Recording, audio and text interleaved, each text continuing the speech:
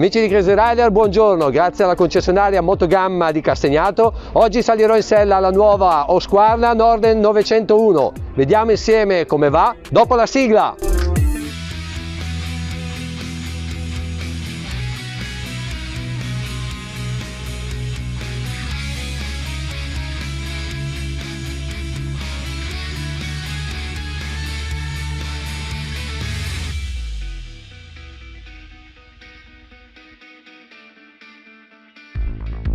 La guardo e immagino di raggiungere quei luoghi possibili solo in sella a una vera enduro.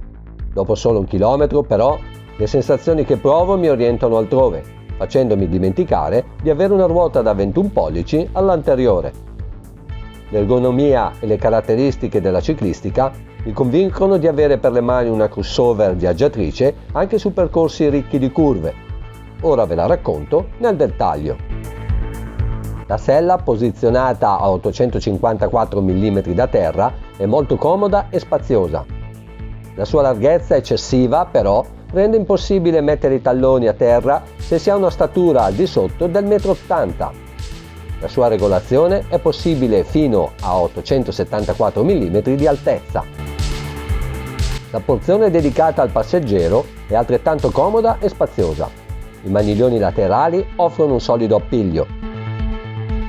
Le pedane del pilota sono piuttosto arretrate. Volendo inserire la prima marcia, stando seduto in prossimità del serbatoio per poter appoggiare meglio i piedi, mi è difficoltoso raggiungere la leva del cambio. Quelle del passeggero sono posizionate correttamente per offrire il giusto comfort. La loro distanza da quelle del pilota è sufficiente per non avere contatti durante la guida. La larghezza del manubrio consente un perfetto controllo del mezzo. Il suo posizionamento è piuttosto basso per una motocicletta votata anche all'off-road. La protezione offerta dal cupolino di serie non è sufficiente percorrendo lunghi tratti veloci. Anche le gambe non sono protette adeguatamente. I paramani sono robusti e proteggono a sufficienza. Il telaio, simile per lo più a quello della KTM 890 Adventure, è stato reso più efficace per un utilizzo su strada. La sua indole si allontana dall'essere una vera off-road, esaltando doti di gran viaggiatrice. L'ottimo bilanciamento della moto la fa sembrare più leggera dei suoi 204 kg di peso a secco dichiarati. La distribuzione del peso va a favore dell'avantreno, rendendolo molto preciso in inserimento di curva. La stessa sagoma del serbatoio è stata studiata al fine di ottimizzare il bilanciamento della moto, riducendo il peso delle masse sospese. La tanta stabilità raggiunta pregiudica di poco e solo alle alte velocità la maneggevolezza nei cambi di direzione. Anche con passeggero a bordo, condurre la Norden 901 risulta poco impegnativo.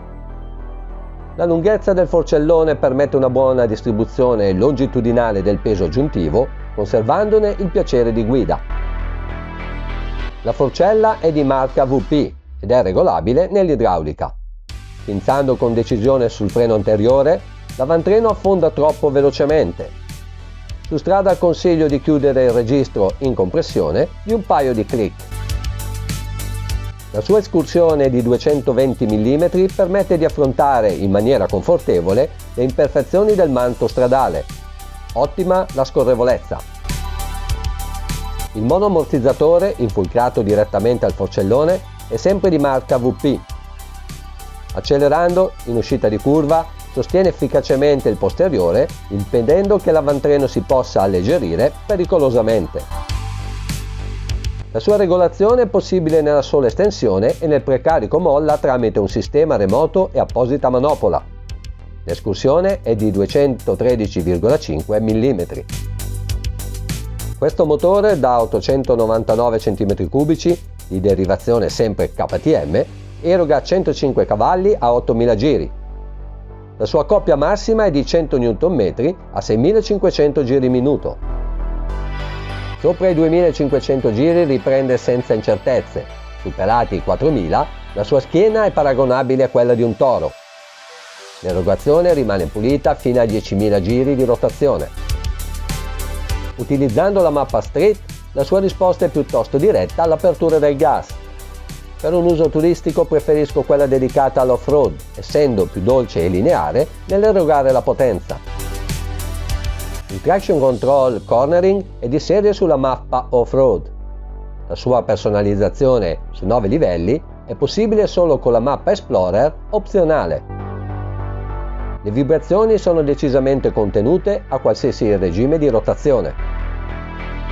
La temperatura odierna, di soli 5 gradi, non mi consente di valutare se il calore prodotto da questo propulsore o dal suo terminale di scarico possa infastidire in qualche occasione. La leva della frizione, leggermente dura da azionare, mi porta a utilizzare frequentemente il cambio elettronico. Quest'ultimo risulta funzionare meglio al di sotto dei 4000 giri. Il cambio è morbido e preciso. Utilizzando la frizione si possono snocciolare le marce rapidamente. La rapportatura è adeguata per un utilizzo touring. Sull'anteriore il compartimento freni presenta 2 pinze ad attacco radiale prodotte dalla ditta spagnola J. Juan. I dischi sono da 320 mm. I tubi sono rivestiti in treccia metallica. La potenza dell'impianto è sufficiente per poter gestire qualsiasi frenata senza troppa pressione sulla leva. Ottima la modulabilità. La pinza posteriore ha 2 pistoncini, morde un disco da 260 mm. La potenza frenante è buona, ma la progressione di intervento non è di facile interpretazione. L'ABS Cornering, disattivabile, ha 2 distinte modalità di funzionamento, a seconda se si ha selezionato la mappa street o quella off-road. I pneumatici di primo equipaggiamento sono i Pirelli Scorpion Rally STR, in misura 90-90 R21 all'anteriore e 150-70 R18 al posteriore. La loro efficacia è apprezzabile su ogni tipo di terreno. Gli specchietti sono funzionali e non vibrano. Il loro look, a mio parere, non si intona con le linee moderne della moto. I tasti dei blocchetti sono semplici da azionare, apprezzo il fatto che siano retroilluminati. Il display è un TFT a colori da 5 pollici. Il suo contrasto luminoso cambia passando dalla modalità diurna a quella notturna. Le informazioni principali sono disposte in modo ordinato e ben visibili. Le info riportate nella zona più a destra del riquadro sono decisamente troppo piccole. L'illuminazione è completamente a LED. Il faro anteriore illumina efficacemente la strada. Accendendo contemporaneamente i faretti supplementari, la luminosità globale è paragonabile a quella di una vettura. Raggiungere l'interruttore per la loro accensione durante la marcia risulta alquanto scomodo. Molto comoda, invece, è la manopola per la regolazione verticale del faro, posizionata sul lato sinistro del display. I consumi di questa Norden 901 sono contenuti a patto di essere moderati nell'utilizzo dell'acceleratore. La media che ho riscontrato durante la mia prova di circa 200 km è di 19,5 km per litro. La capienza massima del serbatoio è di 19 litri.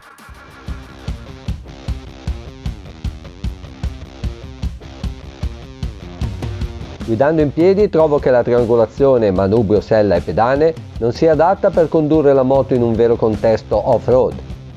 Le pedane troppo arretrate e il manubrio troppo basso mi obbligano a trasferire buona parte del mio peso sull'anteriore.